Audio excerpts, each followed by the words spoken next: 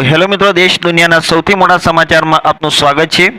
દેશ દુનિયાના તાજા સમાચાર જાણવા માટે વિડીયોના અંત સુધી બન્યા રહો અને આવા જ દરરોજના તાજા સમાચાર જાણવા માટે અમારી ચેનલને સબસ્ક્રાઇબ કરવાનું ના ભૂલતા।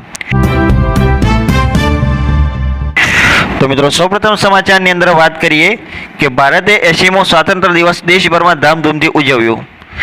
આજે 15 ઓગસ્ટના રોજ સમગ્ર દેશમાં 80મો સ્વાતંત્ર્ય દિવસ દેશભક્તિ અને ઉત્સાહ સાથે ઉજવવામાં આવી રહ્યો છે।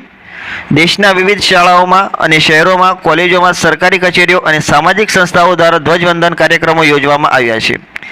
દિલ્હીના લાલ કિલ્લા પરથી વડાપ્રધાન નરેન્દ્ર મોદીએ તિરંગો ફરકાવીને દેશને સંબોધન કર્યું અને આ પ્રસંગે દેશની પ્રગતિ, સુરક્ષા, વિકાસ અને આગામી વર્ષોમાં ભારતને વધુ મજબૂત બનાવવાના સંકલ્પ પર ભાર મૂકવામાં આવ્યો।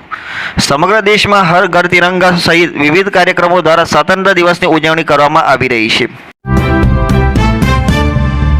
ત્યારબાદના આગળના સમાચારની અંદર વાત કરીએ મિત્રો કે ગુજરાતમાં વરસાદને લઈને ફરી મહત્વની આગાહી સામે આવી છે કે ગુજરાતમાં ચોમાસાની સક્રિય સ્થિતિ વચ્ચે આગામી દિવસોમાં અનેક વિસ્તારોમાં વરસાદી માહોલ યથાવત રહેવાની શક્યતા છે અને હવામાન વિભાગ દ્વારા રાજ્યની અંદર કેટલાક વિસ્તારોમાં ભારે વરસાદની સંભાવના વ્યક્ત કરવામાં આવી છે। કેટલાક વિસ્તારોમાં ગાજવીજ સાથે વરસાદ પડી શકે છે અને નીચાણવાળા વિસ્તારોમાં પાણી ભરાવાની સ્થિતિ પણ સર્જાઈ શકે છે। ખેડૂતો માટે વરસાદ ખેતી માટે ફાયદાકારક બની શકે છે, પરંતુ સતત ભારે વરસાદને કારણે પાકને નુકસાન થવાની શક્યતા પણ રહેલી છે। લોકોને જરૂરી ન હોય તો ભારે વરસાદ દરમિયાન બહાર નીકળવાનું ટાળવા અને સ્થાનિક હવામાન ચેતવણીઓનું પાલન કરવાની સલાહ પણ આપવામાં આવી છે। ત્યારબાદના આગળના સમાચારની અંદર વાત કરીશું મિત્રો કે ગુજરાતના 19 પોલીસ કર્મચારીઓને રાષ્ટ્રપતિ પોલીસ મેડલ આપવામાં આવ્યો છે કે સ્વાતંત્ર્ય દિવસના અવસર પર ગુજરાત પોલીસ માટે ગૌરવપૂર્ણ સમાચાર સામે આવી રહ્યા છે કે રાજ્યના કુલ 19 પોલીસ અધિકારીઓ અને કર્મચારીઓને રાષ્ટ્રપતિ પોલીસ મેડલ માટે પસંદ કરવામાં આવ્યા છે અને આ સન્માન પોલીસ વિભાગમાં લાંબા સમયથી ઉત્તમ અને પ્રશંસનીય સેવા આપનાર અધિકારીઓ તથા કર્મચારીઓને આપવામાં આવે છે અને આ મેડલ પોલીસ કર્મચારીઓની ફરજ પ્રત્યેની નિષ્ઠા, બહાદુરી અને ઉત્તમ કામગીરીની માન્યતા સમાન છે। ગુજરાત પોલીસ માટે આ સન્માન ગૌરવની વાત છે અને અન્ય પોલીસ કર્મચારીઓને પણ વધુ સારી કામગીરી કરવા માટે પ્રેરણા આપી રહી છે મિત્રો આ મેડલ અને આ મિત્રો પુરસ્કાર।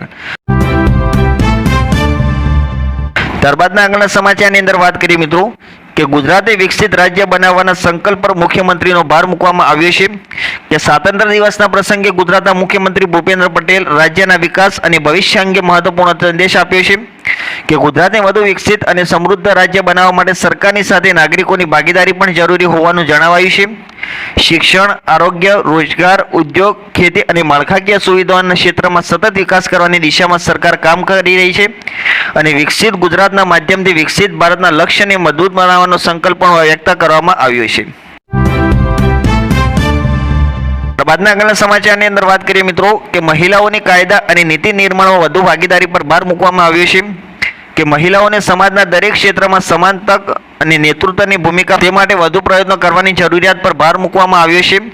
કાયદા અને નીતિ બનાવવાની પ્રક્રિયામાં મહિલાઓની ભાગીદારી વધે તો સમાજના વિવિધ વર્ગોના પ્રશ્નોને વધુ સારી રીતે સમજવામાં મદદ મળી શકે છે। મહિલાઓને શિક્ષણ, રોજગાર, રાજકારણ, વ્યવસાય અને અન્ય ક્ષેત્રોમાં આગળ વધી રહી છે।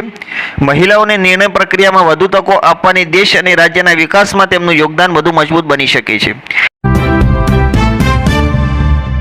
ત્યારબાદના આગળના સમાચારની અંદર વાત કરીએ મિત્રો કે આણંદની અંદર 10,000થી વધુ લોકોની ભવ્ય તિરંગા યાત્રા નીકળવા કે ગુજરાતના આણંદ શહેરની અંદર સ્વાતંત્ર્ય દિવસની ઉજવણીના ભાગરૂપે ભવ્ય તિરંગા યાત્રાનું આયોજન કરવામાં આવ્યું હતું અને આ યાત્રામાં 10,000થી વધુ લોકો જોડાયા હોવાનું સામે આવી રહ્યું છે અને હાથમાં તિરંગો લઈને મોટી સંખ્યાની અંદર લોકો દેશભક્તિના નારા સાથે યાત્રામાં જોડાયા હતા। યુવાનો, મહિલાઓ અને સ્થાનિક નાગરિકોમાં ખાસ ઉત્સાહ જોવા મળ્યો હતો અને સમગ્ર શહેરની અંદર દેશભક્તિનો માહોલ સર્જાયો હતો અને મોટી સંખ્યાની અંદર લોકોની હાજરીને કારણે કાર્યક્રમ આકર્ષણનું કેન્દ્ર બન્યું હતું મિત્રો। ત્યારબાદના આગળના સમાચારની અંદર વાત કરીએ કે અમેરિકાના ડેલાવેરની અંદર 15 ઓગસ્ટે ઇન્ડિયન ડે તરીકે જાહેર કરવામાં આવ્યો કે ભારત માટે આંતરરાષ્ટ્રીય સ્તરે પણ મહત્વપૂર્ણ સમાચાર સામે આવી રહ્યા છે કે અમેરિકાના ડેલાવેર રાજ્યની અંદર 15 ઓગસ્ટ 2026ને મિત્રો ઇન્ડિયા ડે તરીકે જાહેર કરવામાં આવ્યું છે કે ભારતીય સ્વાતંત્ર્ય દિવસના અવસર પર કરવામાં આવેલી આ જાહેરાત ભારતીય સમુદાય માટે ખાસ મહત્વ ધરાવે છે કે અમેરિકામાં રહેતા ભારતીય મૂળના લોકો વિવિધ ક્ષેત્રોમાં મહત્વપૂર્ણ યોગદાન આપી રહ્યા છે અને ભારતના સ્વાતંત્ર્ય દિવસને સત્તાવાર રીતે માન્યતા આપવાની બંને દેશો વચ્ચેના લોકોને સંબંધો અને ભારતીય સમુદાયના યોગદાનને પણ મહત્વ મળ્યું હોવાનું સામે આવી રહ્યું છે। ભારતની વેપાર ખાતમાં વધારો અને અર્થતંત્ર માટે મહત્વપૂર્ણ આંકડા આવ્યા સામે કે ભારતના વેપાર ક્ષેત્રને લઈને મહત્વપૂર્ણ આંકડા સામે આવ્યા છે કે જુલાઈ મહિનામાં ભારતની મર્ચેન્ટાઇલ ટ્રેડ ડેફિસિટ વધીને લગભગ 31.98 અબજ ડોલર થઈ છે અને આયાતમાં વધારો અને વૈશ્વિક સ્તરે ચાલી રહેલી વિવિધ પરિસ્થિતિઓને વ્યાપાર ખાદ્ય વધવાના કારણોમાં ગણવામાં આવી રહી છે. ભારત માટે નિકાસ વધારવાની અને આયાત પર સંતુલન જાળવવું મહત્વપૂર્ણ બની રહ્યું છે. સરકાર અને વ્યાપાર જગત માટે આ આંકડા આગામી સમયની અંદર નિકાસ અને આયાતી નીતિ માટે મહત્વપૂર્ણ બની શકે છે.